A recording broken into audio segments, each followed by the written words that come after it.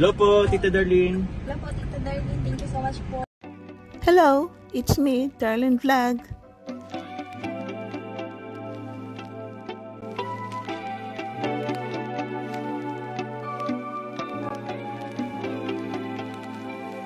Hello mga katandins, mga ka-love teams dito sa Kalingap. Kumusta na po kayo? Ito si Darlene Vlog.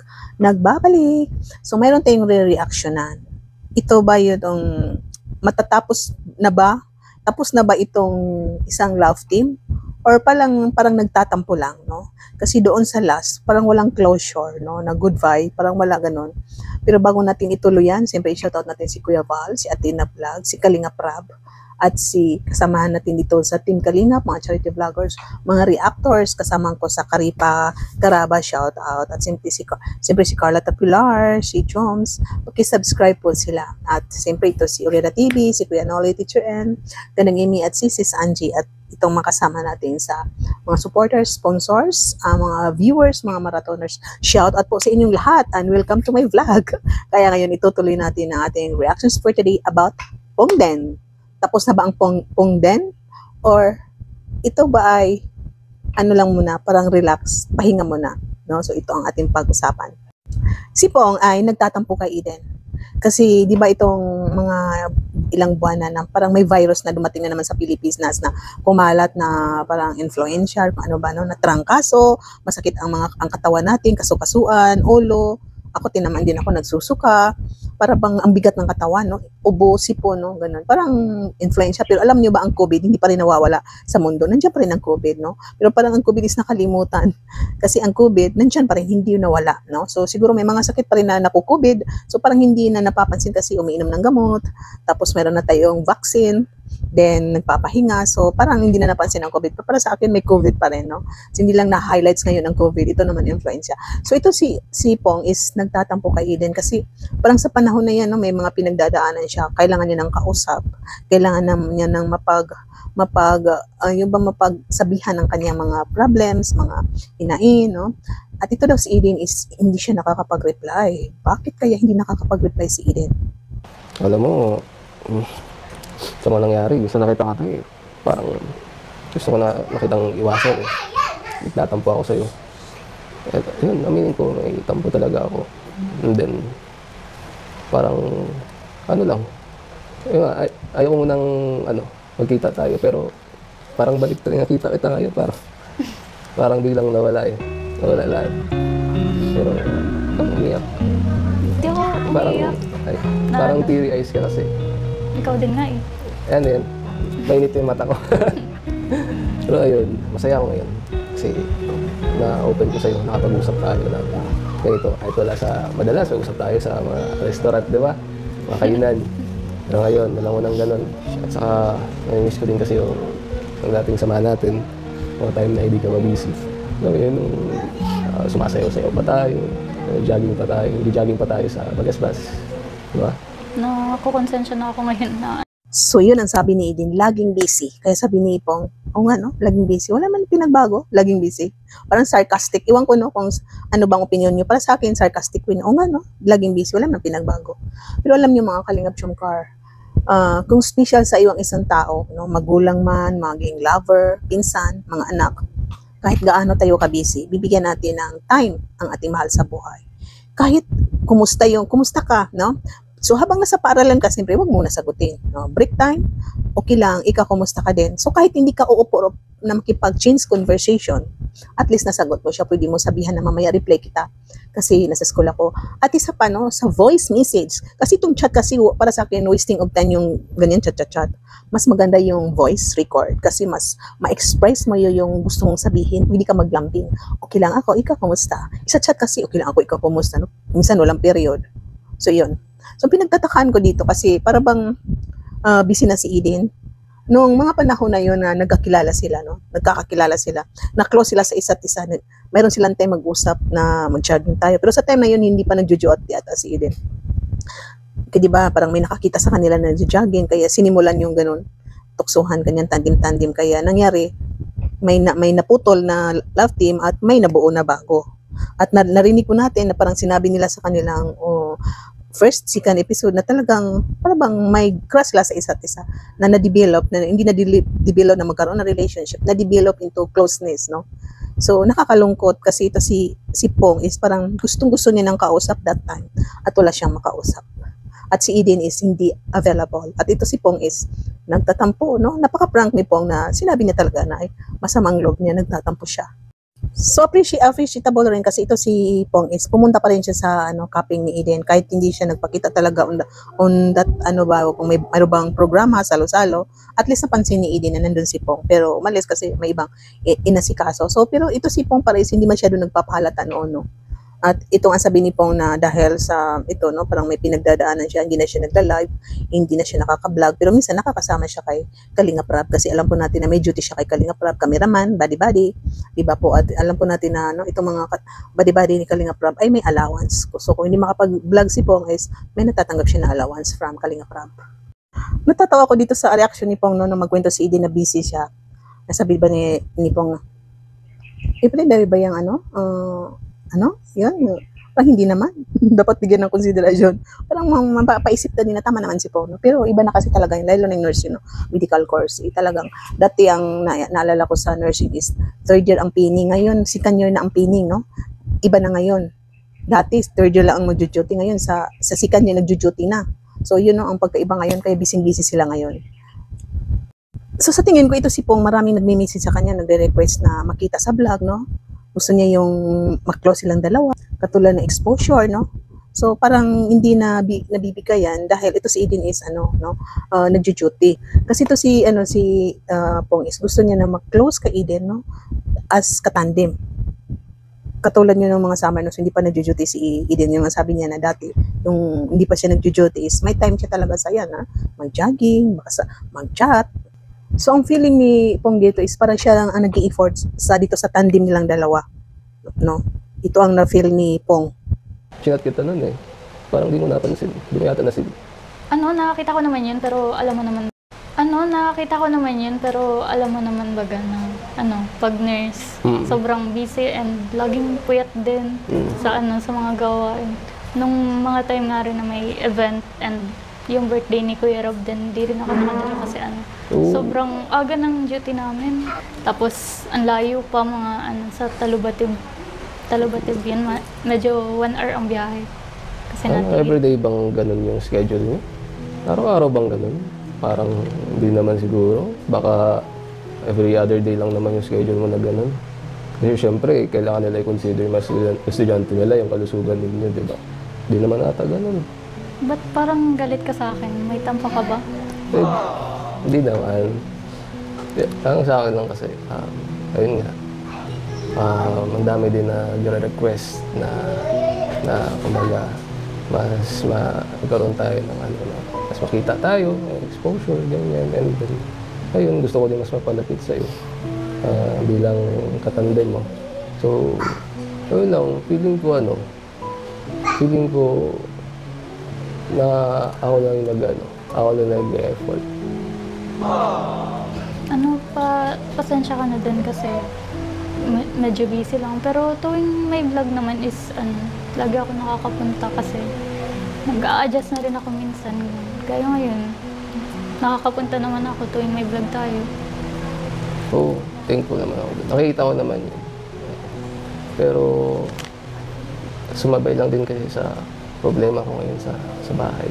And ayun, sa time na yun, gusto kong may masyaran ng problema. May makausap. Kahit pa paano. Pero ayun nga, sa time na yun, di ka available, busy ka. Kaya parang, parang nagpatong-patong na kinikim-kim ko sa puso ko yung bigat. Kaya parang na din, ang hirap para sa akin.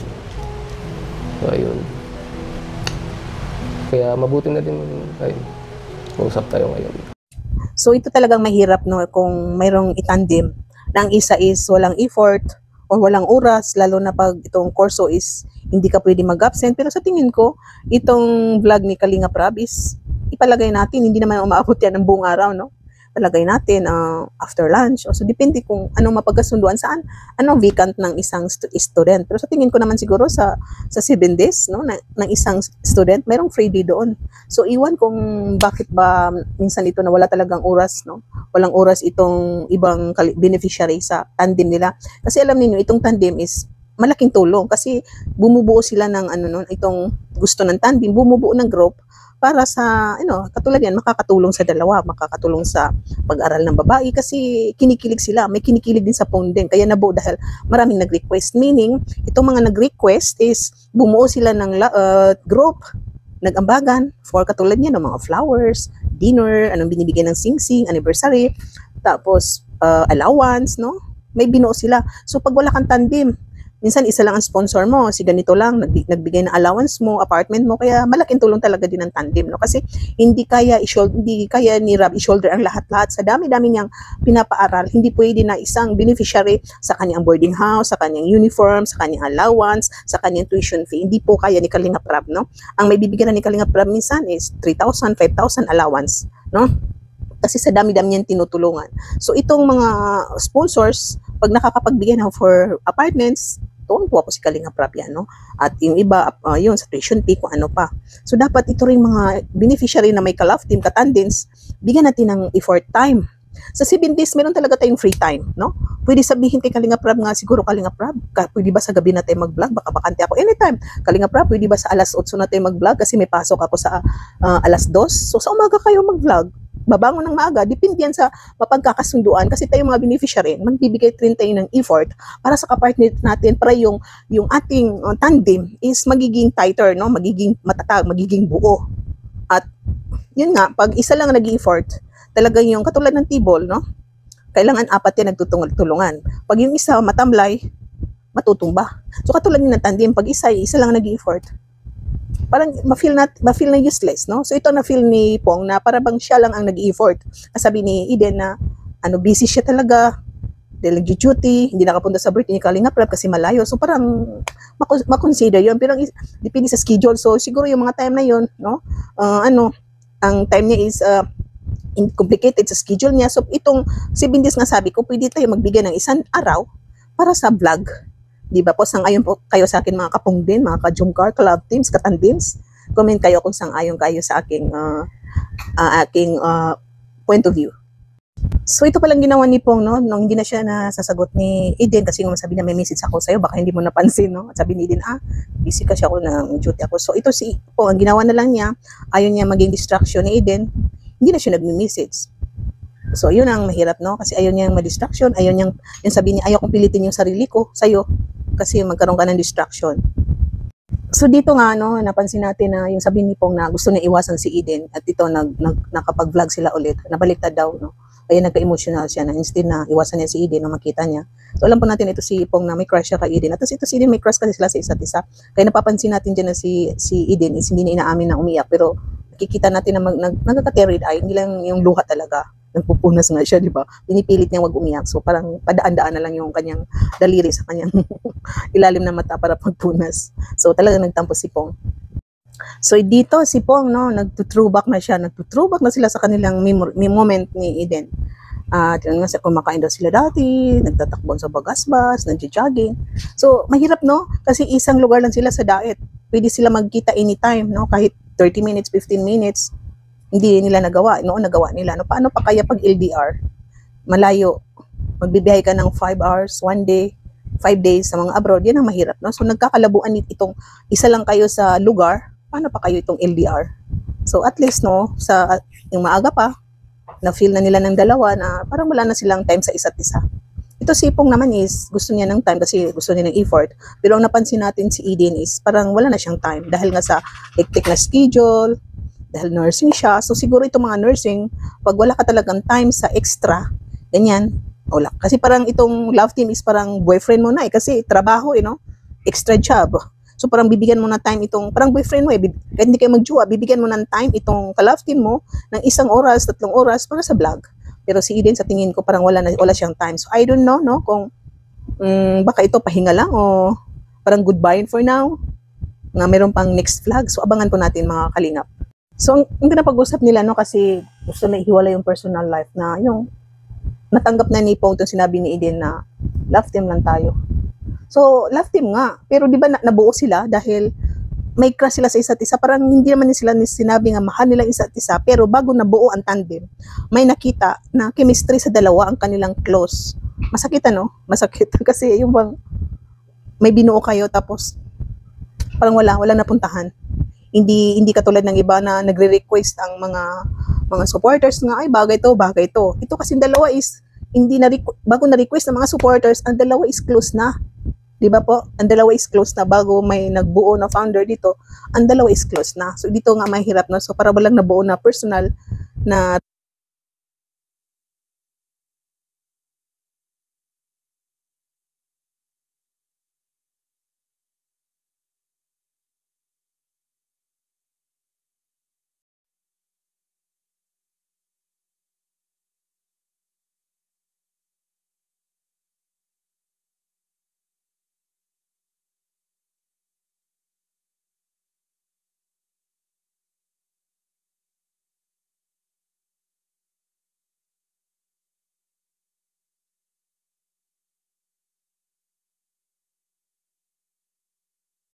Mga kalingap, suportahan natin Darlen Vlogs YouTube channel. Please subscribe. Mga karaba, mga kalingap, mga kadyong-karagi ng samahan, reactor na maaasahan, siya si Darlen Vlogs. Sa Kalingap Radyo Balitaan, atin siyang nasisilayan, mabuti na kaibigan, solidong kalingap niya. Siya ay matulungin sa kapwa, mga reaksyon niya'y kahanga-hanga. Siya si Darlen Vlog, samahan natin. Mga kalingap, halika na't samahan natin siya. Darlen Vlog sa kanyang channel, samahan natin siya. Mahusay na reactor kasama sa balitaan, lalong-lalo na sa Joker kanyang sinuportahan. Mga kalingap, suportahan natin Darlen Vlogs, Karaba, Kalingap Reactors, Kalingap Radyo Balitaan. Please subscribe Darlen Vlogs. Mga karaba, mga kalingap,